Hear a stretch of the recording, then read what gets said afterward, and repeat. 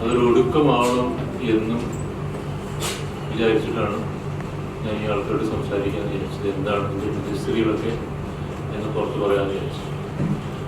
കുറച്ച് വാർത്തകൾ വന്നു.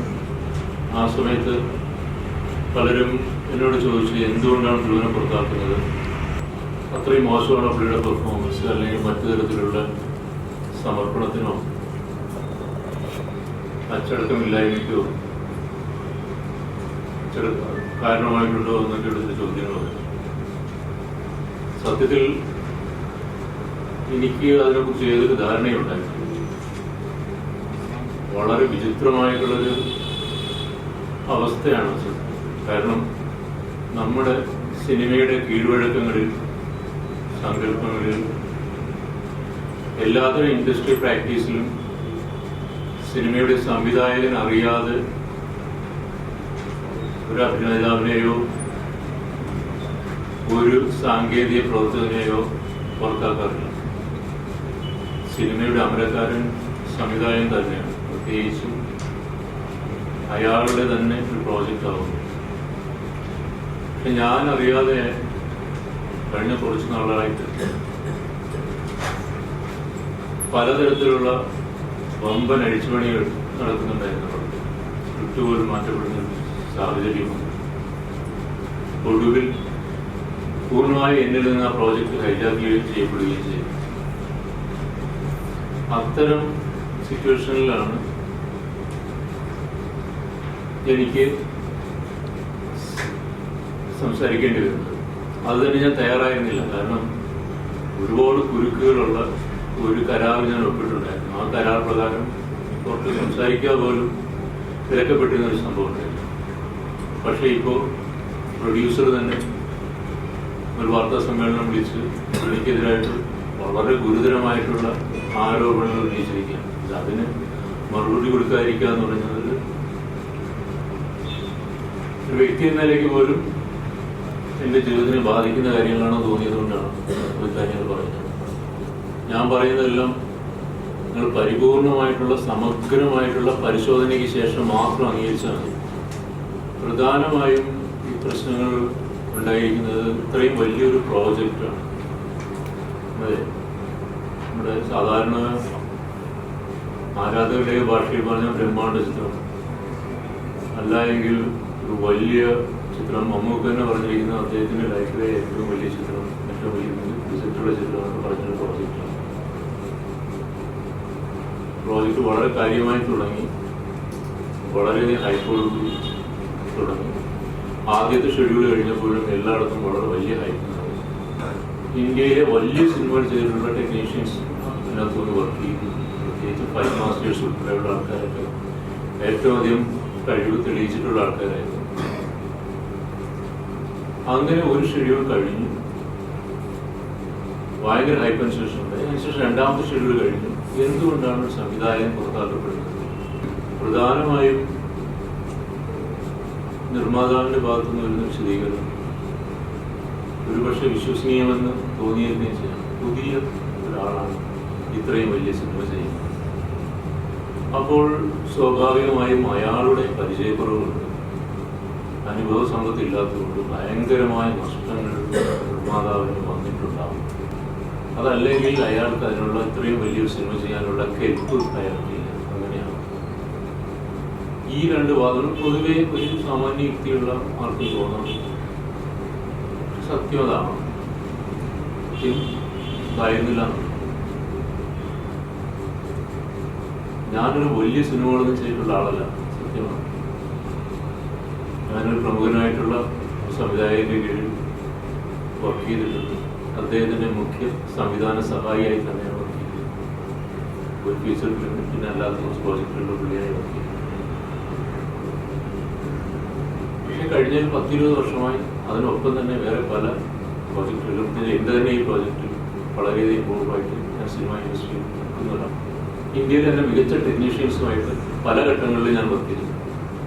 ഇതിന് തിരുവനന്തപുരത്തുള്ള ആൾക്കാർക്ക് നിങ്ങൾക്ക് അന്വേഷിക്കും. ഇവിടെ ഒരുപാട് മലയാളം ഇൻഡസ്ട്രിയിൽ തന്നെ ഏറ്റവും വലിയ സിനിമകളൊക്കെ ചെയ്യുന്ന ഇവിടെയുള്ള സാങ്കേതിക പ്രവർത്തകർ നിങ്ങൾക്ക് ഇതിനെക്കുറിച്ച് അന്വേഷിക്കുകയും ചെയ്യാം. എനിക്കപ്പോൾ ഒരു പണിയും അറിഞ്ഞുകൂടാത്ത ഒരാളെ വിളിച്ചു. ഇത്രയും വലിയൊരു പ്രോജക്റ്റ് ഏൽപ്പിക്കുമോ വിളിച്ചു. പ്രത്യേകിച്ചും ഇങ്ങനെ ഒരു എഗ്രിമെന്റ് വെച്ചിരിക്കുന്നത് ഒരു തരത്തിലും മലയാളത്തിൽ ഒരു തരം കീഴ്വഴക്കവും ഇല്ലാത്തൊരു എഗ്രിമെന്റാണ്. 24% പലിശ സഹിതം നമ്മൾ വാങ്ങിക്കുന്ന പൈസ പൂർണ്ണമായും തിരിച്ചു കൊടുക്കണം എന്നുൾപ്പെടെയുള്ള ഒരു തരത്തിൽ വിശ്വസിക്കാനാവാത്ത വ്യവസ്ഥകളുള്ള ഒരു കരാറാണ്. അപ്പോൾ അത് ഒപ്പിടിച്ചിരിക്കുന്നത് ഇത്രയും ഷെഡ്യൂൾ കഴിഞ്ഞതിന് ശേഷം പടത്തിന് നെഗറ്റീവ് പബ്ലിസിറ്റി ഉണ്ടാവും എന്നറിഞ്ഞിട്ട് പോലും സംവിധായകനെ മാറ്റാനുള്ള നിശ്ചയദാർഢ്യമുള്ള ഒരു നിർമ്മാതാവ്, അത്രയും കുശാഗ്രബുദ്ധിയും നിർബന്ധങ്ങളുമുള്ള ഒരാൾ, അങ്ങനെ ഒന്നും വല്ലാത്ത ഒരാളിനെ പിടിച്ചിട്ട് ഒരു പടം വയ്ക്കും. സ്വാഭാവികമായും എന്നെ കുറിച്ച് അറിയാതെ ആയിരിക്കും. അപ്പോൾ പിന്നെ എന്താണ് ശരി സംഭവിച്ചത്? ഒന്ന്, ഇപ്പോ നിർമ്മാതാവും അതുപോലെ ഇവിടുത്തെ പ്രൊഡ്യൂസേഴ്സ് അസോസിയേഷന്റെ ഭാരവാഹികളും ഒക്കെ പറയുന്ന ഒരു വലിയ കാര്യം ഇതിനുണ്ടായിട്ടുള്ള ഭീമമായ ചിലവാണ്. ബജറ്റിന്റെ 70% കഴിഞ്ഞു എന്നൊക്കെയാണ് പറയുന്നത്. അത് സത്യമാണോ? അദ്ദേഹം പറയുന്നത് ബജറ്റിന്റെ 70%, അതായത് 13 കോടി കഴിഞ്ഞു എന്നാണ് അദ്ദേഹം പറയുന്നത്.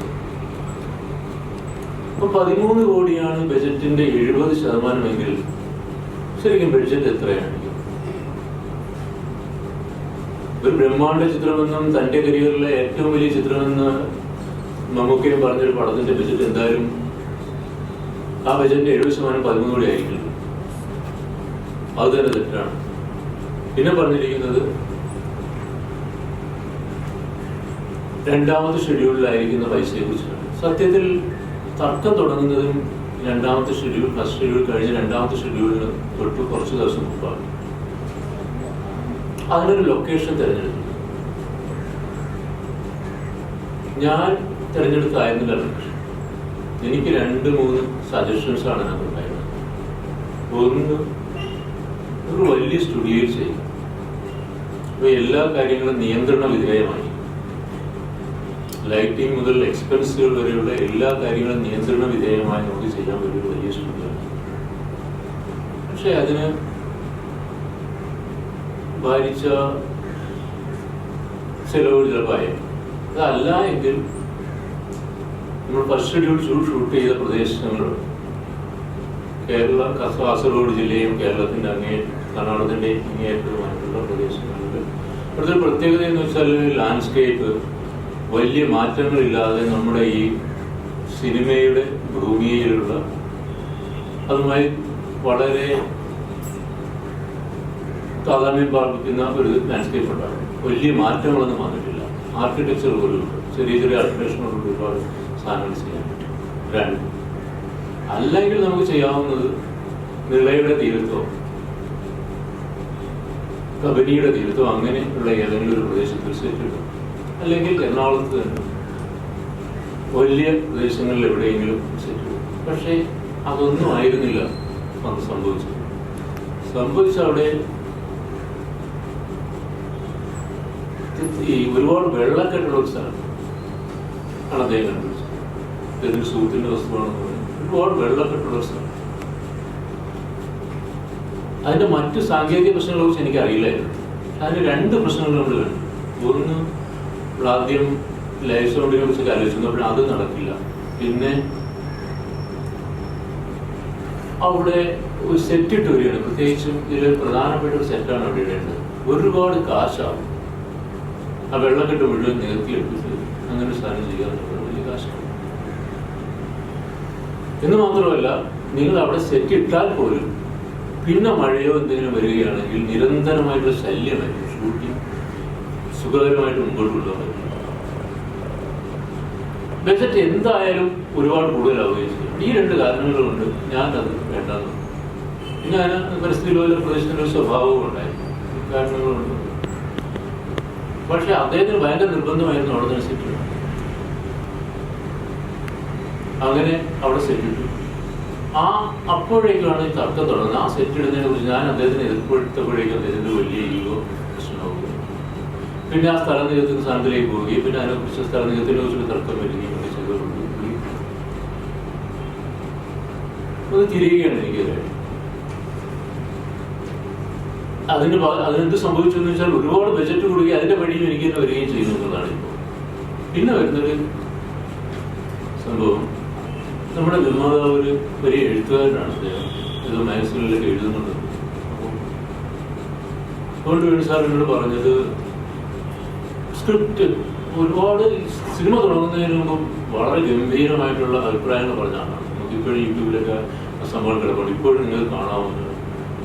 ഞാൻ വായിച്ചിട്ടുള്ള ഏറ്റവും വലിയ സ്ക്രിപ്റ്റ്, ഏറ്റവും നല്ല സ്ക്രിപ്റ്റ്, ഏറ്റവും പെർഫെക്റ്റ് ആയ സ്ക്രിപ്റ്റ് എന്നൊക്കെയാണ് അദ്ദേഹം പറഞ്ഞത്.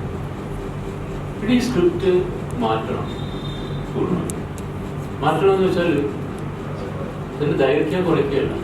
ദൈർഘ്യം കുറയ്ക്കാൻ എനിക്കൊരു പ്രയാസം ഉണ്ടായിട്ടില്ല. കാരണം ഇതൊരു വലിയ ആഖ്യായിക, ഇതിൻ്റെ അടിത്തറയായിട്ട് ഇങ്ങനെ കിടക്കുന്നുണ്ട്. ഞാൻ ഒരുപാട് വർക്ക് ചെയ്തിട്ടുണ്ട്.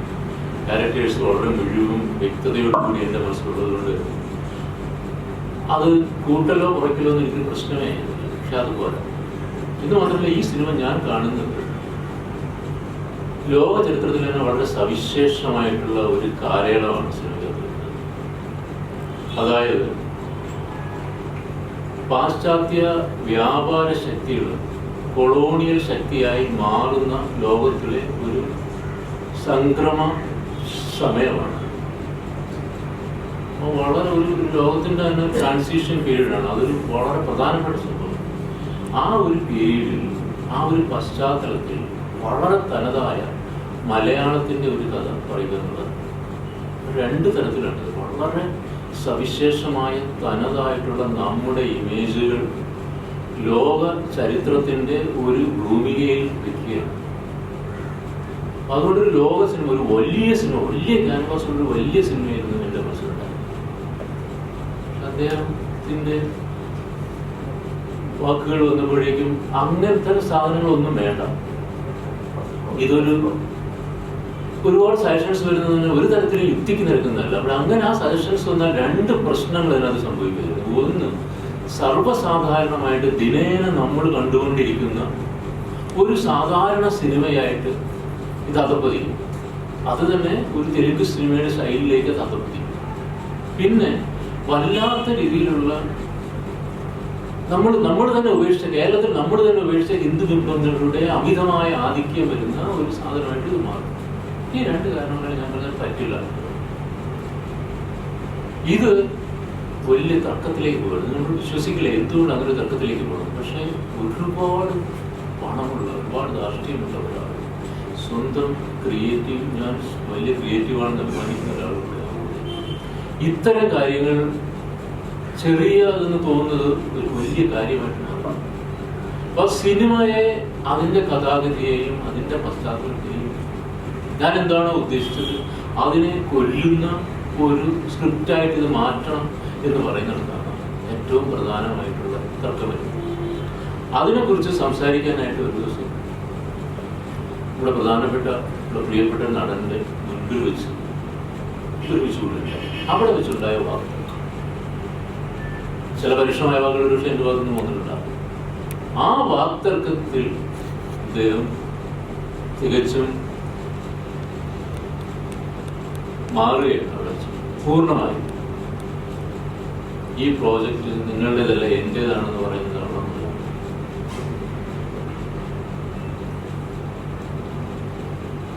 പിന്നെ പ്രതികാര ബുദ്ധിയോടുകൂടി പകയോടുള്ള വളരെ സിസ്റ്റമാറ്റിക് ആയിട്ടുള്ള രീതിയിലാണ് കാര്യങ്ങൾ വന്നത്. ഈ എഗ്രിമെന്റ് ഒപ്പിടുന്നത് പോലുള്ള ഒരു കാര്യത്തിലും ഞാൻ ഈ 10-18 വർഷമായിട്ട് ഈ പ്രോജക്റ്റുമായിട്ട് നടക്കുകയാണ്. കാരണം 99-ലാണ് ഇതിൻ്റെ ഇമേജുകൾ നമ്മൾ വർക്ക് ചെയ്തുള്ളത്. എന്നുവെച്ചാൽ 2010 ആകുമ്പോഴേക്കും ഇത് എൻ്റെ ഫസ്റ്റ് ഡ്രാഫ്റ്റ് എഴുതി കഴിഞ്ഞു. അതിനുശേഷമാണ് മമ്മൂട്ടി പോയി കാണുന്നത്. അതിനുശേഷം നിങ്ങൾക്ക് 2010 തന്നെ മലയാളം നമ്മുടെ ഒരു മാർക്കറ്റ് എത്ര വരുത്തുന്നുണ്ട്. ഇങ്ങനൊരു പടത്തിന് താങ്ങാൻ പറ്റുന്ന ഒരു കമ്പോളം നമുക്ക് ഉണ്ടായിരുന്നില്ല. അതുകൊണ്ട് എന്ത് ചെയ്തു എന്ന് വെച്ചാൽ, മമ്മൂക്കയുടെ ഡേറ്റ് കിട്ടിയിട്ടും പല പ്രൊഡ്യൂസേഴ്സിനെയും കാണേണ്ടി, കേരളത്തിൽ മാത്രമല്ല ചെന്നൈയിലും ബോംബെയിലും ബാംഗ്ലൂരും ഒക്കെ പോയി നമ്മൾ പല ആൾക്കാരെയും കാണുന്നുണ്ട്. ചിലതൊക്കെ അടുത്തെത്തി പ്രൊഡക്ഷൻ നടക്കും എന്നുള്ള ഒരു സങ്കല്പത്തിലേക്ക്. പക്ഷേ അത്ര ആ ബജറ്റ് സാധ്യമാകുന്നില്ല. അങ്ങനെ 2015 ആകുമ്പോഴേക്കാണ് നമ്മുടെ മാർക്കറ്റ് ഭയങ്കരമായിട്ട് ഓപ്പൺ ആകുന്നത്. അപ്പോഴേക്കും ഒരു കുറച്ചും കൂടെ താല്പര്യത്തോടു കൂടി ആളുകൾ മുന്നോട്ട് വന്നു. ആ സമയത്താണ് നമ്മൾ വേണുസാറിനെ കാണുന്നത്. അദ്ദേഹം തന്നെ ഒരു വലിയ സിനിമ ചെയ്യാൻ തുടങ്ങുന്ന ഒരു ഘട്ടമായി വലിയ രീതിയിൽ അതിൻ്റെ പ്രസ് മീറ്റ് നടന്നത്. വളരെ മലയാള സിനിമ ഒരിക്കലും കണ്ടിട്ടില്ലാത്ത, ഒരുപക്ഷെ ഇനി കാണാൻ പറ്റാത്ത അത്രയും വലിയ രീതിയിൽ എൻ്റെ ലോഞ്ചിങ് ഒക്കെ നടത്തി. ഒരുപാട് പൈസ അതിനകത്ത് ഇൻവെസ്റ്റ് ചെയ്യുകയും ചെയ്തു. അപ്പോഴേക്കും സംവിധായകനുമായിട്ടൊരു തർക്കമാണ്. എന്തോ ഒരു കാര്യത്തിൽ അഭിപ്രായ വ്യത്യാസമായി. ആ അഭിപ്രായ വ്യത്യാസം സംവിധായകനുമായിട്ടുള്ള അഭിപ്രായ വ്യത്യാസം മോചിക്കുകയും അതിൻ്റെ അടിസ്ഥാനത്തിൽ ഇത്രയും പൈസ അതിനകത്ത് നിക്ഷേപിച്ചിട്ടുണ്ടായിരുന്നെങ്കിൽ പോലും ആ പ്രോജക്റ്റ് അദ്ദേഹം വിട്ടുപോവുകയും ചെയ്യുകയാണ്. പക്ഷേ ആ സംവിധായകൻ ഇങ്ങനെ ഒരു എഗ്രിമെന്റിൽ ഒപ്പിട്ടിട്ടുണ്ടായിരുന്നില്ല. അപ്പോഴാണ് ഒരാൾ വഴി എൻ്റെ സുഹൃത്തും ഈ പടത്തിന്റെ പ്രൊമോട്ടറായിട്ട് കൂടെ ഉണ്ടായിരുന്ന ഒരാൾ വഴി ഞാൻ പേഴ്സണാണ് കാണുന്നത്. അപ്പം എനിക്ക് വളരെ സന്തോഷമായി. കാരണം ഇങ്ങനെ മുതൽ മുടക്കാനായിട്ട് ഇത്രയധികം മൂലധനമുള്ള ഇങ്ങനെ മുതൽ മുടക്കാനായിട്ട് ഒരാൾ വരികയും വളരെ ആവേശത്തോടുകൂടി ഈ പ്രോജക്റ്റത്തെ ഏറ്റെടുക്കുകയും ചെയ്യും. 10-100 കഥകൾ അദ്ദേഹം ഇതിനു മുമ്പ് കേട്ടിട്ടുണ്ടെന്നാണ് പറഞ്ഞത്. അതിൽ നിന്നാണ് ഈ കഥയെ ഈ പ്രോജക്റ്റിനെ തിരഞ്ഞെടുക്കുന്നത്. അപ്പോൾ എനിക്കൊരു അമിതാവേശമാണ്. ഒപ്പം തന്നെ അദ്ദേഹത്തിന് ചില നിർബന്ധങ്ങളുണ്ടായിരുന്നു. കാരണം ഇങ്ങനെ ചില കരാറുകൾ ഒപ്പിടണം, എങ്കിൽ മാത്രമേ മുന്നോട്ട് പോവുള്ളൂ. അപ്പോൾ അത് വളരെ സ്നേഹത്തോടെയാണ്. അതേസമയം തന്നെ അടുത്ത് എൻ്റെ പ്രധാനപ്പെട്ട താരത്തിന് അഡ്വാൻസ് കൊടുക്കണമെങ്കിൽ ഒരു കരാർ ഒപ്പിട്ടേ പറ്റുമെന്നുള്ള സമ്മർദ്ദമുണ്ട്. അപ്പോൾ ഈ 2 സാധനങ്ങൾ കൂടെ ചേർന്നിട്ട് അത് നമുക്ക് സിനിമ ഉണ്ടാക്കുക എന്നുള്ള ഒരു ഒറ്റ സാധനം മാത്രമേ മനസ്സിലുള്ളൂ. ഇതിനുവേണ്ടി മാത്രമാണ് നമ്മൾ ജീവിച്ചിട്ടുള്ളൂ. നമ്മൾ മറ്റൊന്നിനെ കുറിച്ചും ആലോചിക്കുന്നില്ല. ഇത് എങ്ങനെയായി തീരും, ഇങ്ങനെ വേറെ പ്രശ്നം വരുമോ എന്നുള്ളതൊന്നും ആലോചിക്കുന്നതുമില്ല. അദ്ദേഹം പറഞ്ഞ കരാർ ഞാൻ ഒപ്പിടുക.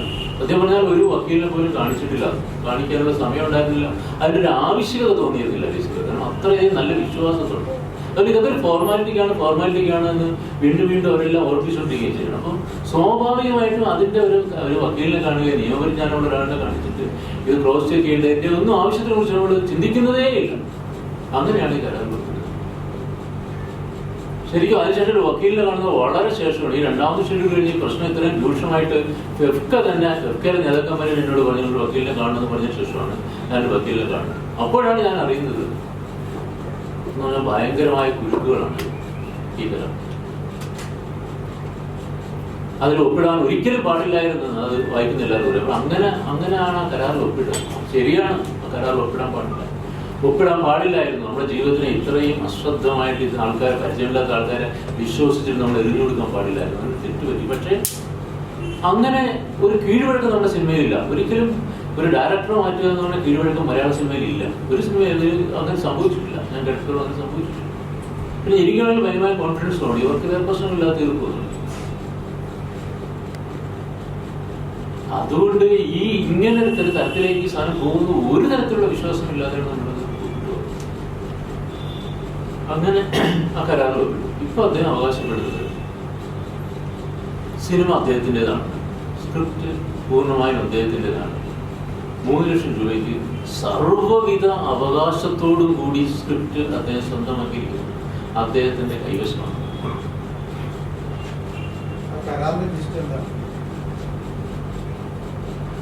കരാറുകളുടെ വ്യവസ്ഥ എന്ന് വെച്ചാൽ ഒന്ന് സ്ക്രിപ്റ്റ് ഞാൻ അദ്ദേഹത്തിന് കൊടുത്തു എന്നുള്ള ഒരു സംഭവം അതിനകത്തുണ്ട്. അത് എത്രത്തോളം നിയമപരമാണെന്നുള്ളത് നമുക്ക് പരിശോധിക്കേണ്ട കാര്യം. പിന്നെ അതിനുള്ള ഏറ്റവും പ്രധാനപ്പെട്ട ഒരു ക്ലോസ് എന്ന് വെച്ചാൽ ഡയറക്ടർ മാറ്റാനുള്ള അവകാശം നിർമ്മാതാവിനുണ്ട്. ഇത് രണ്ടുകൊണ്ടാണ് മെയിനായിട്ട് വരുന്ന ക്ലോസുകൾ. പിന്നെ സിനിമയെ സംബന്ധിച്ചിട്ടുള്ള മറ്റ് വ്യവഹാര സാധനം. പിന്നെ ഒരു ക്ലോസ് എന്ന് വെച്ചാൽ ഈ സിനിമ ഏതെങ്കിലും ഭാഗത്ത് നിന്നു പോവുകയോ എന്നെ പുറത്താക്കുകയോ ഞാൻ പുറത്താവുകയോ ചെയ്തു കഴിഞ്ഞാൽ വാങ്ങിയിട്ടുള്ള മുഴുവൻ പൈസയും 24% പലിശ സഹിതം തിരിച്ചു കൊടുക്കുന്നത്. അത്തരത്തിലുള്ള വ്യവസ്ഥകളാണ് ആ കരാറുള്ളത്. അപ്പം ഞാൻ ഇത്രയും വർഷം, അതായത് 1999 തൊട്ട് 2010 വരെ അത് എഴുതാൻ, ഫസ്റ്റ് ഡ്രാഫ്റ്റ് എഴുതാനെടുത്തു. കാരണം നമുക്ക് 2012 ഫുൾ വായിച്ചു കേൾക്കുന്നത്, നമുക്ക് വായിച്ചു കേൾക്കുന്നത്. അത് നമുക്ക് ഫേസ്ബുക്ക് പോസ്റ്റ് പറഞ്ഞിരിക്കുന്ന 12 വർഷത്തെ അധ്വാനത്തിന് ശേഷം ഉണ്ടായുള്ള സ്ക്രിപ്റ്റാണെന്ന് അദ്ദേഹത്തിന് അറിയാവുന്നത്. അങ്ങനെ ഒരു സ്ക്രിപ്റ്റ് നമ്മൾ എന്തിനായിരിക്കും കൊടുക്കുന്നത്? ഈ കരാറിൽ വയ്ക്കുന്നത് സ്വാഭാവികമായിട്ട്. കാരണം അത് 3 ലക്ഷം രൂപയ്ക്കാണ് കൊടുക്കുന്നത്. അദ്ദേഹം പറഞ്ഞ സർവ്വവിധ അവകാശങ്ങൾ, എനിക്ക് ഞാൻ സ്ക്രിപ്റ്റിനകത്ത് ഏതൊരു അവകാശങ്ങളും ഇല്ല. ഇപ്പോൾ 2012 വരെ സ്ക്രിപ്റ്റ് എഴുതാൻ പോയി, 2010-11 വരെ സ്ക്രിപ്റ്റ് എഴുതാൻ പോയി. അതിനുശേഷമുള്ള വർഷങ്ങൾ ഈ പ്രോജക്റ്റിന് ആവശ്യമായിട്ടുള്ള മൂലധനം കണ്ടെത്താനായിട്ട് നമ്മൾ ചെലവഴിക്കുകയാണ്. അങ്ങനെ 2017 ആകുമ്പോഴേക്കാണ് ഈ പ്രോജക്റ്റ് രൂപപ്പെടുന്നത്. അപ്പം ഞാനാണ് ഈ പ്രോജക്റ്റ് രൂപപ്പെടുത്തുന്നത്. അതിനുവേണ്ടി ചെലവഴിച്ചിരിക്കുന്ന, ഞാൻ വ്യക്തിപരമായി ചെലവഴിച്ചിരിക്കുന്ന പണത്തിൻ്റെ, ഇതിനു വേണ്ടിയിട്ടുള്ള നീണ്ട ഗവേഷണത്തിൻ്റെയും യാത്രകളുടെയും മറ്റു തരത്തിലുള്ള മീറ്റിങ്ങുകൾക്കും ഒക്കെ ആയിട്ടുള്ള പണത്തിൻ്റെ ഒരു അംശം പോലും ആകുന്നില്ല ഈ 3 ലക്ഷം രൂപ എന്നുള്ളത് സ്ക്രിപ്റ്റ് പറയുന്നത്. എന്തുകൊണ്ടായിരിക്കും ഞാനത് കൊടുത്തത്? സ്വാഭാവികം, ഞാൻ തന്നെ സംവിധാനം ചെയ്തൊരു പടം എന്ന് മാത്രമല്ല, ആ പടത്തിന് ലാഭവിഹിതത്തിൽ 3% എനിക്കാണെന്ന് ഒരു കരാർ, ആ കരാറിന്. അപ്പം പൂർണ്ണമായി ഈ പ്രോജക്റ്റിന്റെ ഒരു വലിയ ഭാഗമായിട്ട് ഞാൻ നിൽക്കുന്നു എന്നുള്ളത് കൊണ്ട് മാത്രമാണ് 3 ലക്ഷം രൂപ ഞാൻ ആ സ്ക്രിപ്റ്റ് കൊടുക്കുന്നത്. നിശ്ചയിച്ചിട്ടുണ്ട്. അങ്ങനെയാണല്ലോ നമ്മൾ പോകുന്നത്. അല്ലെങ്കിൽ സ്ക്രിപ്റ്റ് വേറെ പലരും ചോദിച്ചു. ഒരുപാട് ആൾക്കാർ, വളരെ പ്രശസ്തരായ ചില ആൾക്കാർക്ക് എന്നോട് സ്ക്രിപ്റ്റ് ചോദിക്കാൻ ഞാൻ കൊടുക്കില്ല എന്ന് പറയുകയും ചെയ്തത്. അത് അദ്ദേഹത്തിന് അറിയുകയും ചെയ്യും. അങ്ങനെയുള്ളത് കൊണ്ടാണ് ഞാൻ ഈ പ്രോജക്റ്റിന്റെ ഒരു പ്രധാന ഭാഗമാണെന്നുള്ളത് കൊണ്ട് മാത്രമാണ് 3 ലക്ഷം രൂപയ്ക്ക് നമ്മൾ സ്ക്രിപ്റ്റ് കൊടുക്കുന്നത്. അല്ലെങ്കിൽ ഒരിക്കലും കൊടുക്കില്ലല്ലോ. കാരണം ഞാൻ ചെലവഴിച്ചിരുന്ന പൈസ ഇല്ലാതെ ഒന്നും ആവുന്നില്ല. 3 ലക്ഷം രൂപ ഒന്നും ആവുന്നില്ല. ഇത്രയും വർഷങ്ങളൊക്കെ കളഞ്ഞാൽ പോലും എൻ്റെ ബേസിക് ആയിട്ടുള്ള ആ ചെലവുകൾ തന്നെ ഒന്നും ആവുന്നില്ല. അതുകൊണ്ട് അങ്ങനെ പറയുന്നത് എനിക്ക് നിയമപരമായിട്ട് പോലും നിലനിൽക്കുന്ന ഒരു കാര്യമാണെന്ന് എനിക്ക് തോന്നുന്നില്ല. എനിക്കറിയാം. അതുപോലെ ധാർമ്മികമായിട്ടും എൻ്റെ മറ്റു കാര്യങ്ങളെ കുറിച്ച് നമ്മൾ ആലോചിച്ചിട്ടേ കാര്യമില്ല. അതിൻ്റെ ധാർമ്മികതയെ കുറിച്ചിട്ടുള്ളൊരു ഒരു കൺസേൺ ഉള്ള ആൾക്കാരാണ് അവരെന്ന് തോന്നുന്നില്ല. സ്ക്രിപ്റ്റിനെ കുറിച്ചിട്ടുള്ള തർക്കം തുടങ്ങിയതിന് ശേഷം എന്ത് സംഭവിച്ചെന്ന് ചോദിച്ചാൽ, ഇത് മാമാങ്കമാണ്. മലയാളത്തിൻ്റെ ചരിത്രത്തിൽ നിൽക്കുന്ന ഒരു കഥയാണ്. നമ്മുടെ ഐതിഹ്യങ്ങളുമായിട്ടും നമ്മുടെ പുരാവൃത്തങ്ങളുമായിട്ടും നമ്മുടെ ചരിത്രവുമായിട്ടും പൂർണ്ണമായും കെട്ടുപിണഞ്ഞ് കിടക്കുന്ന ഒന്നാണ്. നമ്മുടെ മണ്ണിൽ ആഴത്തിൽ നിൽക്കുന്ന ഒരു സാധനം. പക്ഷെ അത് തിരുത്താനായിട്ട് ആന്ധ്രാപ്രദേശിൽ നിന്നൊരാളുടെ കൊണ്ട് പുള്ളി വന്നിട്ട് ഈ സ്ക്രിപ്റ്റ് ചെയ്തു. പിന്നെ വേറെ ഒരു അസോസിയേറ്റ് കൂടി ആന്ധ്രാപ്രദേശ് തെലുങ്കിലൊരു സിനിമയിലുള്ള ആളുടെ ഉണ്ട്. അപ്പോൾ ഇവരുണ്ട് ഇവിടെ പ്രൊഡ്യൂസറുമായിട്ട് സ്ക്രിപ്റ്റ് നിരന്തരം തിരുത്തുക, ഫ്ലോ ചാർട്ടൊക്കെ വരച്ചിട്ടാണ് സ്ക്രിപ്റ്റ് ചെയ്തത്. എനിക്കാണെങ്കിൽ ഈ സ്ക്രിപ്റ്റിനെ കുറിച്ചിട്ട് പറഞ്ഞാൽ ഇതൊരു വലിയ ആഖ്യായിയുടെ എൻ്റെ മനസ്സിലുണ്ട്, ഞാൻ ചെയ്തിട്ടുള്ളതാണ്. അതുകൊണ്ട് തന്നെ എന്ത് തരത്തിലുള്ള സ്വാതന്ത്ര്യം എടുത്ത് ഏത് തരത്തിലുള്ള മാറ്റം വരുത്താൻ വളരെ എളുപ്പമാണ്, വളരെ അനായാസമാണ്. പക്ഷെ എന്നെ അതിൽ പ്രവേശിപ്പിക്കുന്നില്ല ചർച്ചയിൽ. നിർമ്മാതാവും ഈ ആന്ധ്രക്കാരായിട്ടുള്ള ആൾക്കാരും കൂടെ ഇരുന്ന്, പിന്നെ അദ്ദേഹത്തിൻ്റെ സുഹൃത്തുക്കളായിട്ടുള്ള ചില വസ്തുക്കൾ കൂടെ ഇരുന്നിട്ട് ഈ സ്ക്രിപ്റ്റ് തിരുത്തുക. എനിക്കിതിനെ സഹിക്കാൻ പറ്റുന്നത് അതാണ് ഏറ്റവും വലിയ പ്രശ്നം. പക്ഷേ സ്വാഭാവികമായിട്ടും അല്ലെങ്കിൽ കൊമേഴ്ഷ്യൽ സിനിമ എടുക്കാനായിട്ടല്ല അദ്ദേഹം തന്നെ വന്നത്. അദ്ദേഹം വായിച്ച് കേട്ടതല്ലേ. അദ്ദേഹം ഈ സിനിമയെ കുറിച്ചിട്ട് ഈ സ്ക്രിപ്റ്റിനെ കുറിച്ച് ഓരോ സംസാരിച്ചിട്ടുണ്ട്, ഒരുപാട് സംസാരിച്ചിട്ടുണ്ട്. അദ്ദേഹം വളരെ അപ്രീഷിയേറ്റ് ആയിട്ട് സംസാരിച്ചിട്ടുണ്ട്. നമുക്ക് സംസാരിച്ചിട്ടുണ്ട്. 30 കോടി രൂപ മുടക്കിയിട്ട് നമ്മൾ കെച്ചേ പോലെയുണ്ട്, അതായത് ജയ്ക്കാ സ്റ്റൺസ്, ബാഹുലി വെച്ചിട്ടുള്ള വലിയ ഫൈറ്റ് മാസ്റ്റേഴ്സിനും അതുപോലുള്ള കൊറിയോഗ്രാഫേഴ്സിനും അതുപോലുള്ള ക്യാമറമാരെയൊക്കെ വെച്ചിട്ട് പടം എടുക്കുന്ന എന്തായാലും നാട്ടു സിനിമ എടുക്കാനല്ലോ. എനിക്കും നല്ല ബോധ്യമുണ്ട് നാട്ടു സിനിമ എല്ലാം. ഇത് ഒരു കൊമേഴ്ഷ്യൽ സിനിമ തന്നെയാണ്, ഒരു വലിയ സ്കെയിലുള്ള കൊമേഴ്ഷ്യൽ സിനിമയാണ്. ഒരു സ്ഥിരം, ഞാൻ എപ്പോഴും പറയുന്നത് ഇതൊരു വാർപ്പ് മാതൃകയിലുള്ള സിനിമയല്ല. അദ്ദേഹത്തിന്റെ അദ്ദേഹത്തിന്റെ ക്രിയേറ്റിവിറ്റി വരണമായിരിക്കണം. പിന്നെ ഒരു സ്ക്രിപ്റ്റ് തിരുത്തുക എന്നൊക്കെയുള്ള സ്വാഭാവികമായ സാധനമാണ്. അങ്ങനെ തിരുത്തണമെന്ന് എന്തോ ഒരു ബോധം അദ്ദേഹത്തിനുള്ളിൽ വന്നതായിരിക്കണം. അല്ലെങ്കിൽ കൂടെ എന്താ പറയുന്നത്, എന്താണ് അതിന് പല പല കാരണങ്ങളുണ്ടായിരിക്കണം. സ്ക്രിപ്റ്റ് ചെറുതാക്കുകയാണെങ്കിൽ ഈ പ്രശ്നമില്ല, എനിക്ക് എപ്പോഴും എളുപ്പമാണ്. കാരണം അത്രയും വലിയൊരു ആഖ്യാനം എൻ്റെ മനസ്സിലുണ്ട്. കൂട്ടാം, കുറയ്ക്കാം, അത് കാച്ചി കൊടുക്കുക, അതിനൊന്നും പ്രശ്നമില്ല. പക്ഷേ ഇതിന്റെ ക്യാരക്ടേഴ്സ് മാറ്റുക, കഥാഗതി മാറ്റുക, കഥാപാത്രങ്ങളെ മാറ്റുക, അങ്ങനെ വരുമ്പോൾ സ്ക്രിപ്റ്റ്, അതുപോലെ അതിന്റെ പശ്ചാത്തലം പൂർണ്ണമായിട്ട് മാറ്റുക, ക്ലൈമാക്സ് മാറ്റുക. ഇങ്ങനെ വരുമ്പോൾ ഞാൻ ഉദ്ദേശിക്കുന്ന ഒരു സിനിമ അല്ലാതെ രൂപപ്പെടുന്നത് ഒരു തരത്തിൽ. ഒരു മേക്കിങ്ങിലായിരുന്നു ഒരു തരത്തിൽ ഞാൻ ഉദ്ദേശിക്കുന്ന ഒരു സിനിമയല്ല, എൻ്റെ തിരക്കഥയല്ല ഇത് വരുന്നത്. അപ്പോൾ അതാണ് അതെനിക്കൊരിക്കലും അംഗീകരിക്കാൻ പറ്റുമായിരുന്നില്ല, ഒരിക്കലും അംഗീകരിക്കാൻ പറ്റില്ല. ഞാൻ 10-15 വർഷമായിട്ട് എൻ്റെ ജീവൻ പോലെ കൊണ്ടുവരുന്ന ഒരു സാധനത്തിനെ ഇതിനൊക്കെ ഒന്ന് പിടിച്ചിടുമ്പോൾ എനിക്ക് പറ്റില്ല. അത് വെറും ഒരു ഫോമായിട്ട് അതിലൂടെ ചില സാധനങ്ങൾ മാത്രം നിർത്തിയിട്ട് അതിൻ്റെ സത്തയെ, അതിൻ്റെ ആത്മാവിനെ പൂർണ്ണമായിട്ട് നശിപ്പിക്കുന്നത് ചെയ്തു കഴിഞ്ഞാൽ പിന്നെ എനിക്ക് എന്താണ് ആ സിനിമ വെച്ചിട്ട് കാര്യം? സ്വാഭാവികമായി ഞാൻ എതിർത്തത്, എനിക്കൊരു അംഗീകരിക്കാൻ പറ്റുമായിരുന്നില്ല. അവിടെ അതാണ് ഈ പ്രശ്നങ്ങളുണ്ട്. കാരണം ടെക്നീഷ്യന്മാരിൽ വരുന്നവരാണ്. ഇതിലെ ക്യാമറാമാനായാലും അദ്ദേഹം വലിയ സിനിമയുടെ ചെയ്തിട്ടുള്ള ആളാണ്. വിജയുടെയും സൂര്യയുടെയും മോഹൻലാൽ വിജയുടെ സിനിമയും ഒക്കെ ചെയ്തിട്ടുള്ള ആളാണ്. വളരെ പ്രശസ്തനായിട്ട് ഈ മറ്റേ ആർട്സിൽ കൊമേഴ്ഷ്യൽസ് ചെയ്യുന്ന ആളാണ് അദ്ദേഹം. അതുപോലെ ആർട്ട് ഡയറക്ടർ എന്ന് പറയുന്നത് ഹിന്ദിയിലെ രജനി, മറ്റുള്ള കാര്യങ്ങളൊക്കെ ചുരുങ്ങിയിട്ട് എഡിറ്റർ, ഇന്ത്യയിലെ ഏറ്റവും വലിയ പടങ്ങൾ ചെയ്യുന്ന എഡിറ്ററാണ്. മാത്രമല്ല ഏറ്റവും ആർട്ടിസ്റ്റിക് 2 തരത്തിലാണ്. അതായത് 7 നാഷണൽ അവാർഡ് ഇരിക്കുന്നു. ഷാജി സാറിൻ്റെ പടങ്ങൾ മുതൽ നമ്മുടെ പ്രഭാസിൻ്റെയൊക്കെ സഹോ ഇപ്പോഴത്തെ ഏറ്റവും വലിയ പടമാണ്. അങ്ങനെയുള്ള പടങ്ങളൊക്കെ ചെയ്യുന്ന 2 തരത്തിൽ, അത് കൊമേഴ്ഷ്യൽ സിനിമ എന്ന നിലയ്ക്കും ആർട്ടിസ്റ്റിക് സിനിമ എന്ന നിലയ്ക്കും എഡിറ്റ് ചെയ്ത് പരിചയമുള്ള ഇന്ത്യയിലെ ഏറ്റവും പ്രശസ്തനായിട്ടുള്ള ഒരു എഡിറ്ററാണ് നമ്മുടെ പടത്തിൻ്റെ എഡിറ്ററായിട്ട് വിളിച്ചത്. കോസ്റ്റ്യൂമറായിട്ട് വെച്ചത് രജനീകാന്തിൻ്റെയൊക്കെ വലിയ പടങ്ങൾ ചെയ്യുന്ന ഒരാളാണ് കോസ്റ്റ്യൂമറായിട്ട്. VFX നോക്കിയിരുന്നത് കമലാകരൻ സാറാണ്. അദ്ദേഹവും ബാഹുബലികളുടെ വലിയ പടങ്ങൾ ചെയ്തിട്ടുള്ള ആളാണ്. അപ്പോൾ എല്ലാ അർത്ഥത്തിലും നമുക്ക് കിട്ടാവുന്നതിൽ വെച്ച് ഏറ്റവും മികച്ച ടെക്നീഷ്യൻസിനെ ഉപയോഗിച്ചിട്ടാണ് ഈ പടം നമ്മൾ പ്ലാൻ ചെയ്ത് മുമ്പോട്ട് പോയിരിക്കുന്നത്. 2ാമത്തെ ഷെഡ്യൂൾ കഴിയുമ്പോൾ ആക്ടേഴ്സും അതുപോലെ 2ാമത്തെ ഷെഡ്യൂൾ ആയപ്പോഴേക്കും ആക്ടേഴ്സിന്റെ കാര്യത്തിൽ പ്രശ്നം. നമ്മൾ കുറച്ച് വലിയ ആക്ടേഴ്സിനെ പറയുകയും പലരുമായിട്ട് സംസാരിക്കുകയും ഉറപ്പിക്കുകയും ചെയ്തെങ്കിൽ ബജറ്റിന്റെ കാര്യത്തിൽ അവരെയൊക്കെ ഒരുപാട് ഒഴിവാക്കുകയും വേറെ പുതുമകളെ കൊണ്ടുവരേണ്ടുന്ന ഒരു അവസ്ഥ ഉണ്ടാവുകയും ചെയ്യും. പക്ഷെ എങ്കിലും ഈ 2ാമത്തെ ഷെഡ്യൂൾ കഴിഞ്ഞപ്പോഴേക്കും ഈ മൊത്തം ടെക്നീഷ്യൻസ് എന്ത് കാരണങ്ങളോ ആകട്ടെ, ഇവർ പറയുന്നത് സംവിധായകൻ കൊള്ളില്ല, അയാൾക്ക് പണി അറിയില്ലാന്ന് ഇവർ പറയും. പക്ഷെ എന്തിനാണ് ഈ ഇന്ത്യയിലെ 1ാം നിലയിലുള്ള ടെക്നീഷ്യൻസ് ഇവരെ കംപ്ലീറ്റ് മാറ്റുന്നത്? ധ്രുവൻ ഞാൻ കണ്ടുള്ള ഏറ്റവും നല്ല നടന്മാരിൽ ഒരാളാണ്. ഇപ്പോഴും മലയാള സിനിമയുടെ വലിയ മുതൽക്കൂട്ട് തന്നെയാണ്. ഞാൻ ശരിക്കും അയാളെ തിരഞ്ഞെടുക്കുന്നത് അയാളുടെ രൂപം കണ്ടിട്ടാണ്. അങ്ങനെയുള്ള ഒരു വളരെ മേഖലയ്ക്കായിട്ടുള്ള കണ്ണുകളും മുട്ടൊക്കെ വെച്ചിട്ട് നമ്മുടെ കഥാപാത്രത്തിന് വളരെ അനുയോജ്യമാണെന്ന് വെച്ചാൽ എടുത്തത്. പക്ഷെ അപ്പോഴാണ് അദ്ദേഹത്തിന് ബോഡി ശരിയായിരുന്നില്ല, വല്ലാതെ കുറച്ച് ചളുകളൊരു ശരീരമായിരുന്നു. അതിന് നന്നാക്കാനായിട്ട് വളരെ അധികം വർക്ക് ചെയ്ത് ഭയങ്കരമായിട്ട് കഠിനാധ്വാനം ചെയ്ത് ഒരു യോദ്ധാവിന് വേണ്ടുന്ന എല്ലാ തരത്തിലുള്ള മികവുകളുള്ള ശരീരം അയാൾ ഉണ്ടാക്കിയെടുത്തു.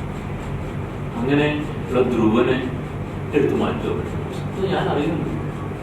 ബേസിക്കലി എനിക്കറിയാവുന്നത് അതിനകത്ത് വന്നിട്ടുള്ള ഒരു നിർമ്മാതാവിൻ്റെ പ്രിയപ്പെട്ട ഒരാളുമായ ചെറിയൊരു വാക്കുകൾക്ക് മാത്രമാണ് ഈ സംഭവത്തിലേക്ക് പോകുന്നത്. ധ്രുവനം അങ്ങനെ മൊത്തത്തിൽ ആൾക്കാർ തോന്നുമ്പോൾ വരെ ഫസ്റ്റ് ഷെഡ്യൂൾ കഴിഞ്ഞപ്പോഴേക്കും എൻ്റെ കൂടെ വർക്ക് ചെയ്യുന്ന മലയാള സിനിമയിൽ വളരെ പ്രഗത്ഭരായിട്ടുള്ള 8 അസിസ്റ്റൻസിനെ അസോസിയേറ്റഡ് അസിസ്റ്റന്റിൽ എടുത്തു മാറ്റി. ഇപ്പോൾ മറ്റേതെങ്കിലും തരത്തിലുള്ള ഒരു ചെറിയ ബിസിനസ് ചെയ്യുന്നത് പോലെ ആൾക്കാരെ എടുത്ത് കളയുക, വേറൊരാളിൻ്റെയും വ്യക്തിത്വത്തിനോ ആത്മാഭിമാനത്തിനോ ഒരു വിലയും ഇല്ലാതെ ഒരു ഒട്ടും പ്രൊഫഷണൽ അല്ലാതെ ആൾക്കാരെ ഇങ്ങനെ നിരന്തരം മാറ്റിക്കൊണ്ടിരിക്കുന്ന ഒരു വ്യവസ്ഥയായിരുന്നു ഈ പടത്തിന് തുടക്കം പോലെ കണ്ടത്. അങ്ങനെ സെക്കൻഡ് ഷെഡ്യൂൾ കഴിഞ്ഞപ്പോൾ ഇത്രയും ആൾക്കാർ മാറ്റിയ പിന്നെ പറഞ്ഞു പ്രധാനപ്പെട്ട ആരോപണം പറഞ്ഞത് ഫുട്ടേജ്. ഒരു ആരോപണം 4 സിനിമ ചെയ്യാനുള്ള ഫുട്ടേജ് ഞാൻ ആദ്യത്തെ 10 ദിവസം കൊണ്ട് ഷൂട്ട് ചെയ്തു. അത് സത്യം പറഞ്ഞാൽ ഭയങ്കരമായിട്ടുള്ളൊരു പ്രൈസാണ്.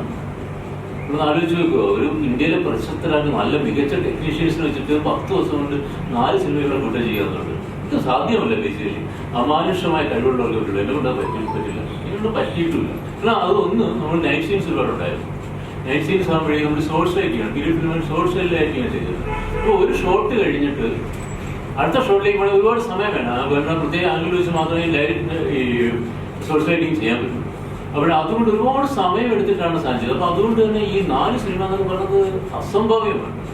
നമ്മൾ 10 ദിവസം ഷൂട്ട് ചെയ്ത് കഴിഞ്ഞപ്പോഴേക്കും നമുക്ക് കിട്ടിയത് 30 മിനിറ്റ് 30-31 മിനിറ്റുള്ള അസംബിൾഡ് ഫുട്ടേജ് ആണ്. ആലോചിച്ചു, അസംബിൾഡ് ഫുട്ടേജ് തലയും വാലും വെട്ടിയിട്ടുള്ളതാണ് അസംബിൾഡ് ഫുട്ടേജ്.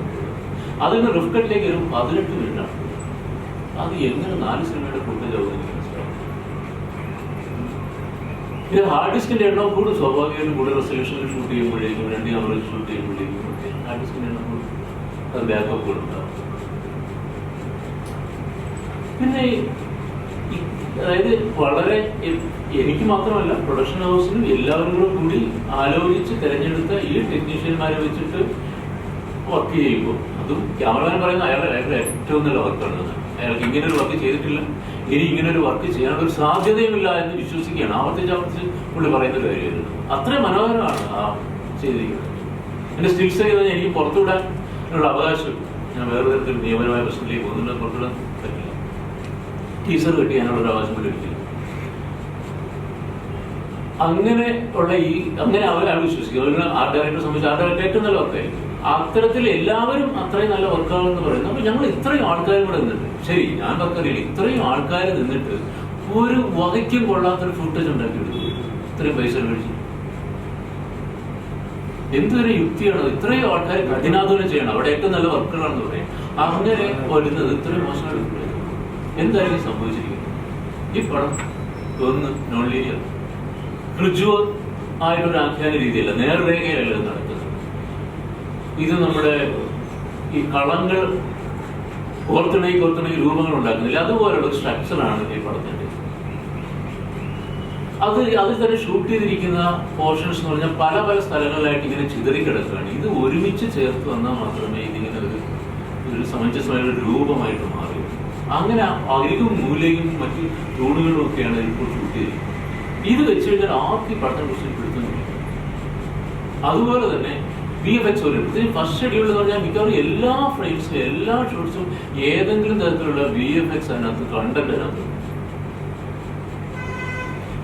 അപ്പൊ നമ്മളിപ്പോ നിങ്ങൾ മേക്കിംഗ് വീഡിയോകൾ നിങ്ങൾ യൂട്യൂബിലൊക്കെ നോക്കി അറിയാം, സിനിമ ഫിനിഷ് ചെയ്യുന്നതിന് മുമ്പുള്ള അതിന്റെ ഫസ്റ്റ് റോ ഫുട്ടേജ് കണ്ടു കഴിഞ്ഞാൽ ഭയങ്കര ബോറാണ്. ഏതൊരു പടത്തിന്റെ അത് ക്രിക്കറ്റ് നേതാക്കന്മാർ എടുത്ത് ഈ സാധനം കൊണ്ട് പലരും പറഞ്ഞാൽ ഞങ്ങളുടെ തന്നെ ഡബിൾ പോസിറ്റീവ് ആണ് ഞങ്ങൾക്ക് ഇഷ്ടപ്പെടാറ്, ഇവിടെ കാണുന്നില്ല എന്നാണ് പലരും എന്റെ അടുത്ത് പറഞ്ഞത്. ഇത് റോ ഫുട്ടേജ് കണ്ടിട്ട്, അതും ഇത്രയും VFX ഓറിയന്റഡ് ആയിട്ടുള്ള സിനിമയുടെ റോ ഫുട്ടേജ് കണ്ടിട്ട്, അതും സംവിധായകനില്ല, ഇതിന്റെ വിഷൻ ഫൈനൽ വിഷൻ എങ്ങനെയാണെന്ന് അറിയാതെ കണ്ടു കഴിഞ്ഞാൽ അവർ അടുപ്പിടില്ല. വളരെ മോശമായിട്ട് തോന്നുള്ളൂ, വളരെ സ്വാഭാവികമാണ്. വീണ്ടും വീണ്ടും ആവർത്തിക്കുന്നു. ശ്രീകപ്രസാദ് സാറ് ഫുട്ടേജിനെ കുറിച്ച് പറഞ്ഞു, ഇത് കണ്ടിട്ട് പറഞ്ഞു എനിക്കിപ്പോൾ 5 കോടിയിലായുള്ളൂ, ബാക്കി കൂടെ പോകും, അതുകൊണ്ട് ഈ പടം ഇവിടെ നിർത്തിയാലെന്ന് പറഞ്ഞിട്ടുണ്ട്.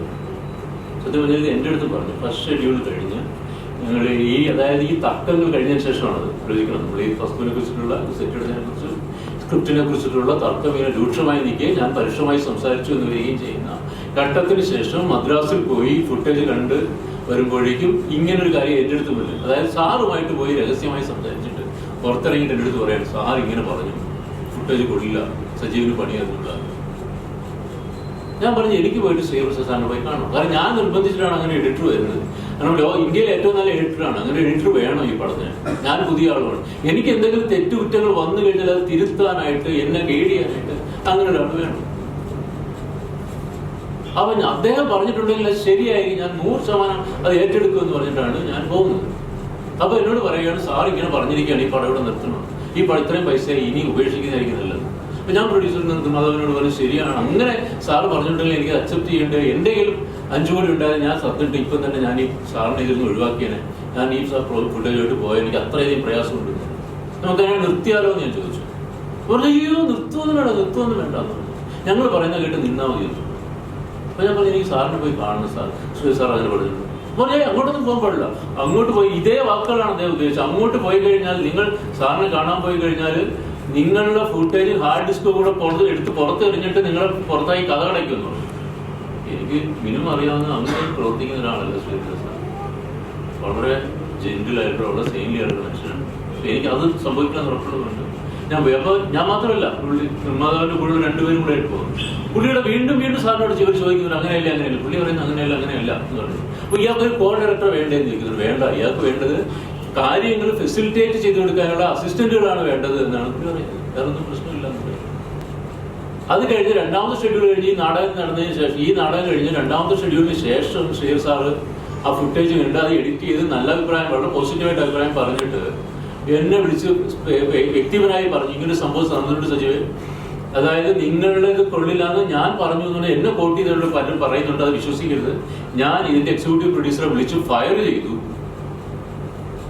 അയാൾ എൻ്റെ അടുത്ത് പ്രൊഫ്യൂസ് ആയിട്ട് അപ്പോളജൈസ് ചെയ്തു എന്ന് ശ്രീധർ സാർ എൻ്റെ അടുത്ത് പറഞ്ഞിട്ടുണ്ട്.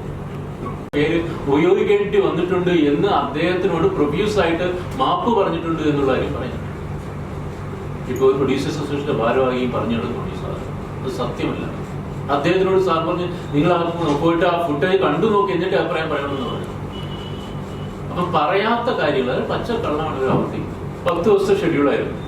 9 ദിവസം ഞാൻ പറഞ്ഞു 15 ദിവസം വേണമെന്ന് പറഞ്ഞു. പുള്ളി 9 ദിവസം ആവുള്ളൂ പറ്റുള്ളൂ എന്ന് പറഞ്ഞിട്ട് വെട്ടി കുറയ്ക്കേണ്ടത്. അപ്പൊ ഈ 15 ദിവസം വേണ്ട ഷെഡ്യൂള് 9 ദിവസത്തേക്ക് വെട്ടിക്കുറച്ചാൽ എന്ത് സംഭവിക്കും എന്ന് ചോദിച്ചു കഴിഞ്ഞാൽ മൊത്തത്തിൽ ഭയങ്കരമായിട്ട് മിസ്സപ്പാകും. ഷിഫ്റ്റുകൾ കംപ്ലീറ്റ് മാറും. ഇത് നൈറ്റ് ഷിഫ്റ്റ്സുകൾ നമ്മൾക്ക് ഒരുപാടുണ്ടായിരുന്നു. അപ്പോൾ 15 ദിവസം 9 ദിവസം കൊണ്ട് തീർക്കണമെങ്കിൽ നമ്മൾ 16 അല്ല 22 മണിക്കൂർ വർക്ക് ചെയ്യേണ്ടി വരും ചില ദിവസങ്ങളിൽ. ലൊക്കേഷനും നമ്മുടെ താമസ സ്ഥലമായിട്ട് 1 മണിക്കൂർ യാത്ര ചെയ്യും. അപ്പോൾ അങ്ങനെയുള്ള ഘട്ടത്തിൽ എന്ന് വെച്ചാൽ നമ്മുടെ ബാറ്റ് ഉൾപ്പെടെ സാധനങ്ങളൊക്കെ 3 ഇരട്ടി 4 ഇരട്ടി ആയിരുന്നു. അപ്പോൾ അതിൽ അതായത് ഈ പ്രൊഡക്ഷനെ കുറിച്ച് ബേസിക് ആയുള്ള ധാരണ ഇല്ലാതെ ഈ ഷെഡ്യൂളിന്റെ ദിവസങ്ങളുടെ എണ്ണം വെട്ടിക്കുറച്ചപ്പോഴാണ് ഇത് ഏറ്റവും കൂടുതൽ അപകടമായിരിക്കുന്നത്. പിന്നെ അദ്ദേഹം പറഞ്ഞിരിക്കുന്ന ഒരു കാര്യം എന്ന് വെച്ചാൽ അത് തന്നെ വേറെ ദിവസം അതിന്റെ ഈ ഷൂട്ട് തുടങ്ങുന്ന തലേ ദിവസമാണ് പ്രധാനപ്പെട്ട പ്രൊഡക്ഷൻ എക്സ്പെർട്ടിനെ അദ്ദേഹം എടുത്ത് മാറ്റുന്നത്. അപ്പോൾ ഒരു തരത്തിൽ ഭയങ്കര അമച്വറിഷായിട്ടുള്ള പ്രൊഡക്ഷന്റെ പ്രാഥമികമായ ധാരണകൾ പോലും ഇല്ലാതിരുന്ന ഒരു ടീമിനെ കൊണ്ടുവന്നിട്ട് ഈ സാധനം ഇത്രയും വലിയൊരു പടം ഏൽപ്പിച്ചതിന്റെ പ്രശ്നങ്ങളായിരുന്നു ഫസ്റ്റ് ഷെഡ്യൂളിൽ മെയിനായിട്ടും കണ്ടത്. പ്രൊഡക്ഷൻ നല്ല പരിചയമുള്ള ആൾക്കാരെ പൂർണ്ണമായിട്ടും ഉണ്ടായിരുന്ന ആൾക്കാർ പോലും പൂർണ്ണമായി ഇഗ്നോർ ചെയ്തിട്ടാണ് ഈ സാധനങ്ങൾ മുമ്പോട്ട് പോയത്. അപ്പൊ അദ്ദേഹം പറഞ്ഞത് 3 കോടി രൂപയായിരുന്നാണ്. അപ്പൊ എന്ന് വെച്ചാൽ ആ ഷെഡ്യൂളിന്റെ ഉദ്ദേശിച്ച വരുന്നേക്കാൾ 3 ഇരട്ടിയായിരുന്നു. അപ്പൊ ആ ഷെഡ്യൂളിന് ഉദ്ദേശിച്ചത് 1 കോടി രൂപയായിരിക്കും. അങ്ങനെയാണ് അദ്ദേഹം പറയുന്നത്, പ്രൊഡ്യൂസേഴ്സിന്റെ പറയുന്നത്. 1 കോടി രൂപയ്ക്ക് ആലോചിച്ച് നോക്കുക. കെച്ച് തായ്ലാൻഡിൽ നിന്ന് വരുന്ന ഫൈറ്റ് മാസ്റ്ററാണ്. അദ്ദേഹത്തിന് ഫുൾ ടീം വരുന്നുണ്ട് തായ്ലാൻഡിൽ. എക്യുപ്മെന്റ്സുമായിട്ടാണ് അവർ വരുന്നത്. ഒരു വലിയ ടീം. ഇവിടുത്തെ കളരിക്കാർ, സിവിയൻ കളരി, പത്മാവത തുടങ്ങിയിട്ടുള്ള വലിയ ഹിന്ദി സോണുകളൊക്കെ ചെയ്യുന്നതാണ് സിവിയൻ കളരി. അവര് ഇവിടുത്തെ ഫൈറ്റ് മാസ്റ്റേഴ്സ്. അങ്ങനെ 3 ഫൈറ്റുകളാണ് നമ്മൾ ഷൂട്ട് ചെയ്തത് 9 ദിവസങ്ങളിൽ. ഇവര് അതുപോലെ സെറ്റ് വലിയൊരു തികച്ചും വിജനമായുള്ള സ്ഥലത്ത് ഇട്ടിരിക്കുന്ന ബാരനായിട്ടുള്ള ഒരു സ്ഥലത്ത് ഇട്ടിരിക്കുന്ന ഒരു സെറ്റാണ് സെറ്റ് കൺസ്ട്രക്ഷൻ. പിന്നെ 4 ദിവസത്തെ റിഹേഴ്സലും കൂടെ 9 ദിവസം ഷൂട്ട്. ഇത്രയും കാര്യങ്ങൾ കൂടെ 1 കോടി രൂപയ്ക്ക് നടക്കും. ഒരിക്കലും നടക്കില്ല. സെറ്റിന്റെ ബേസിക് എക്സ്പെൻസ്, അതിന്റെ സ്ട്രക്ചറൽ മറ്റു കോസ്റ്റുകൾ മാത്രം തന്നെ 30-40 ലക്ഷം രൂപയ്ക്ക് അടുത്ത് വെച്ചിട്ടുണ്ടെന്നാണ് എന്റെ ഓർമ്മ. അപ്പൊ 1 കോടി രൂപയാണ് 3 കോടി രൂപയാണ്. അപ്പോൾ അതൊക്കെ എന്ന് പറഞ്ഞാൽ ഒട്ടും ശരിയായിട്ടുള്ള കാര്യങ്ങളല്ല, വാസ്തവ വിരുദ്ധമാണ്, വസ്തുതാവിരുദ്ധമായിട്ടുള്ള കാര്യങ്ങളാണ് അതിലൊക്കെ പറഞ്ഞിരിക്കുന്നത്. അതും ഇന്നത്തെ ഏറ്റവും വലിയ ആ ഷെഡ്യൂളിൽ വർക്ക് ചെയ്ത മലയാളത്തിലെ തഴക്കവും പഴക്കവും എന്നുള്ള അസോസിയേറ്റ്സും അസിസ്റ്റൻസും 8 പേരാണ്. ഞാനുമായിട്ട് നല്ല ബന്ധമാണെന്ന് വിചാരിച്ചിട്ട് പ്രൊഡക്ഷനിൽ നിർമ്മാതാവിന്റെ ആൾക്കാരുമായിട്ട് നല്ല ബന്ധം അല്ല എന്ന് വിചാരിച്ചിട്ട് ഈ 8 പേരെയും എടുത്തു കളയുക. ഒരു മലയാളത്തിലൊക്കെ അങ്ങനെ സംഭവിക്കാറൊന്നുമില്ല. ഒരു പടത്തിന്റെ ഫസ്റ്റ് ഷെഡ്യൂൾ കഴിഞ്ഞപ്പോൾ തന്നെ 8 പേര് ഒഴിവാക്കുക. ഫെഫ്കയുടെ അടുത്ത് ഒരു പോയി പരാതി പറയും. ഫെഫ്ക എന്തോ സാങ്കേതിക കാരണം പറഞ്ഞിട്ട് അവരുടെ പരാതിയൊക്കെ മടക്കി വയ്ക്കുകയും ചെയ്തു എന്നുള്ളതാണ് എനിക്കറിയാം. പൈസ ആയിരിക്കില്ല സെക്കൻഡ് ഷെഡ്യൂളിനാവുന്നത്. സെക്കൻഡ് ഷെഡ്യൂളിന്റെ പ്രതിദിന ചിലവ് എന്ന് പറഞ്ഞാൽ വളരെ കുറവായിരുന്നു. എന്നിട്ടും അതിന്റെ ചിലവ് ഒരുപാട് കൂടിയെന്നാണ്. പ്രതിദിന ചിലവ് കുറഞ്ഞിട്ടും മൊത്തം എക്സ്പെൻസ് വളരെയധികം കൂടിയെന്നാണ്. എന്തായിരിക്കും കാരണം? ആ വെള്ളക്കെട്ടിൽ കൊണ്ടുപോയിട്ട് സെറ്റിട്ടതാണ് അതിന് കാരണം. ആ തണ്ണീർ തടത്തി കൊണ്ടുപോയിട്ട് സെറ്റിട്ടതാണ് അതിന് കാരണം. അത് ഞാനല്ല ഉത്തരവാദി. അതിന്റെ ഉദ്ദേശം എന്താണെന്ന് എനിക്കറിയില്ല. കൂറ്റൻ പൈസ ആയിട്ടുണ്ട്. മണ്ണിട്ട തറ നിരപ്പാക്കുന്നതിനും ഭയങ്കരമായ പൈസ ആയിട്ടുണ്ട്. എന്ന് മാത്രമല്ല ഓരോ മഴ വീഴുമ്പോഴും ഓരോ വെള്ളം വീഴുമ്പോൾ അത് പമ്പ് ചെയ്ത് കളയണം. ഇപ്പോൾ അതൊക്കെ അവരുടെ സിനിമയ്ക്ക് ഭാഗ്യമായിട്ടുള്ള ചെലവുകളാണ്. ഞാൻ എതിർത്തിട്ടാണ് അവർ സെറ്റ് ഇടുന്നത്. ഇപ്പോൾ ആ പൈസയ്ക്ക് എങ്ങനെയാണ് സിനിമയുടെ എക്സ്പ്രഷനകത്ത് വരുന്നത്? അങ്ങനെയാണ്. അപ്പോൾ പ്രതിദിന ചെലവ് ഒരു ശരാശരി മലയാള സിനിമയ്ക്ക് താഴെ നിന്നിട്ട് പോലും, അതും അവിടെയാണ് എനിക്ക് ആവശ്യമുണ്ടായിരുന്ന ഞാൻ പറഞ്ഞ ജൂനിയർ ആർട്ടിസ്റ്റുകളെ തിരികെയോ ആവശ്യമുള്ള പ്രോപ്പർട്ടികളെയോ ചെയ്യില്ല. വലിയൊരു കൂറ്റൻ സെറ്റ് ഉണ്ടായിരുന്നു, ശരിയാണ്. ബാക്കിയുള്ള ഒരു തരത്തിലുള്ള സംവിധാനങ്ങളും ഇത്രയും വലിയ സിനിമയ്ക്ക് വേണ്ടുന്ന സൗകര്യങ്ങളും ഇല്ലാതെയാണ് അത് ഷൂട്ട് ചെയ്തിട്ടുള്ളത്. സൂപ്പർവിഷന് ശേഷം ആദ്യമായിട്ടാണ് ഇങ്ങനെ സംഭവം. അത്രയധികം ആവേശത്തോടുകൂടി അത് ഈ പടത്തിൽ അദ്ദേഹം പ്രവർത്തിച്ചു. ഈ ക്രിയേറ്റീവായിട്ടുള്ള സർഗാത്മകമായിട്ടുള്ള എല്ലാത്തരം വിയോജിപ്പുകളെ മറികടന്നുകൊണ്ട് അദ്ദേഹം അദ്ദേഹം അങ്ങനെ സഹകരിച്ചില്ല, അങ്ങനെ പ്രവർത്തിച്ചില്ല അർത്ഥം. ഈ നിലപാടുകളെല്ലാം മറിച്ച് എല്ലാ നിലപാടുകളെയും ഒരുമിച്ച് കൊണ്ടുപോകാൻ എനിക്ക് പറ്റിയിട്ടുണ്ടെന്നുള്ളത് അവസാനം എനിക്ക് കത്തയച്ചിട്ടുണ്ട്. ഇനി ഈ മാമാങ്കവുമായി ബന്ധപ്പെട്ട ഒരു കാര്യത്തിൽ ഇടപെടില്ല, കാരണം സംവിധായകൻ ഫിഫ്ക അറിയാതെ എന്തോ നിയമ നടപടിയിലേക്ക് പോയി. എനിക്കൊന്നിനതൊരു വലിയ പ്രശ്നമുണ്ട്. നമ്മൾ പറയുന്നത് ശരിയാണോ എന്ന് അറിഞ്ഞില്ല, പറയാതിരിക്കാൻ നിവൃത്തിയില്ല. തൊഴിലാളികൾ സംഘടനകളുടെയൊക്കെ നേതൃത്വത്തിൽ മുതലാളിയാണോ തൊഴിലാളിയാണോ എന്നറിയാൻ പറ്റാതെ അങ്ങനെ നിൽക്കുന്ന ആൾക്കാർ വരികയും ഒക്കെ ചെയ്യുമ്പോഴേ തൊഴിലാളി സംഘടനകളെല്ലാം തകരും. സ്വാഭാവികമായി തൊഴിലാളികളുടെ താല്പര്യം ഒരിക്കലും സംരക്ഷിക്കപ്പെടില്ല. ഫിഫ്കയോട് ഫിഫ്കയിലേക്ക് ഞാനല്ല ആദ്യം പരാതിയായിട്ട് പോകുന്നത്. ഇതിലേക്ക് ആദ്യം പരാതി പോകുന്നത് നിർമ്മാതാവ് തന്നെയാണ്. അദ്ദേഹം പരാതിയായി പോയി ഇവർ രണ്ട് ഫിഫ്കയുടെ പ്രതിനിധികളെ എന്നെ വിളിക്കുകയും ഞാനുമായിട്ട് സംസാരിക്കുകയും ചെയ്യുന്നു. അവിടെ എൻ്റെ ഭാഗമാണ് ശരിയെന്നും എൻ്റെ ഭാഗത്താണ് നീതിയെന്നും വിശ്വസിച്ചിട്ട് അവർ വളരെ സ്ട്രോങ് ആയിട്ട് എന്നെ സപ്പോർട്ട് ചെയ്യുകയും ചെയ്യുന്നതായിരുന്നു തുടക്കം. പിന്നെ നമ്മൾ കാണുന്നത് അങ്ങനെയായിരുന്നു.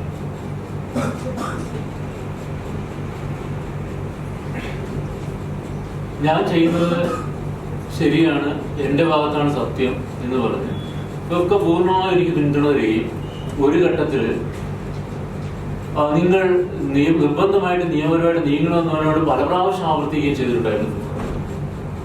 പക്ഷെ ഞാൻ വിചാരിച്ചു നിയമപരമായി നീങ്ങി ഒരുപാട് ഗുരുക്കളുണ്ടാക്കുന്നതിനും കാലം സംഘടനാപരമായി പരിഹരിക്കാൻ പറ്റുകയാണെങ്കിൽ അതായിരിക്കും പ്രാക്ടിക്കൽ എന്ന് വിചാരിച്ചിട്ടാണ് ഫിഫ്കയുടെ ഒപ്പം നിന്നത്. കാരണം നിയമപരമായ ഇത്തരത്തിലുള്ള ചതിക്കുഴികൾ പെടുന്ന തൊഴിലാളികളെ സംരക്ഷിക്കാൻ വേണ്ടിയിട്ടാണ് തൊഴിലാളി സംഘടനാ ശക്തിയും ഉപയോഗിക്കപ്പെടുന്നത്. അങ്ങനെ ഞാൻ വിശ്വസിച്ചിരിക്കുമ്പോഴാണ് ഫിഫ്ക പ്രൊഡ്യൂസേഴ്സ് യൂണിയനുമായിട്ട് ഒരു മീറ്റിംഗ് രണ്ട് അസോസിയേറ്റുകൾ കൊണ്ടുവരും. പിന്നെ സ്ക്രിപ്റ്റ് കുറയ്ക്കുകയോ എന്തെങ്കിലും ചെയ്യണമെന്നുണ്ടെങ്കിൽ പ്രൊഡ്യൂസറുമായിട്ടിരുന്ന് സ്ക്രിപ്റ്റ് കുറയ്ക്കുകയോ ചെയ്യും. പക്ഷെ ആ വ്യവസ്ഥകളൊന്നും തന്നെ പറയുന്നു. എന്റെ കണക്കനുസരിച്ച് 3 ഷെഡ്യൂളാണ് പറ്റുന്നത്. 35-48% ആയിട്ടുണ്ട്. ഞാൻ ഇതേവരെ ലീഗലിൽ മുന്നോട്ട് പോയിട്ടില്ല. അതിനെക്കുറിച്ച് ആലോചിക്കുന്നതേ ഉള്ളൂ. സ്വകാരിക്കാൻ നിർത്തിയില്ല, എന്തെങ്കിലും ചെയ്യേണ്ടി വരും.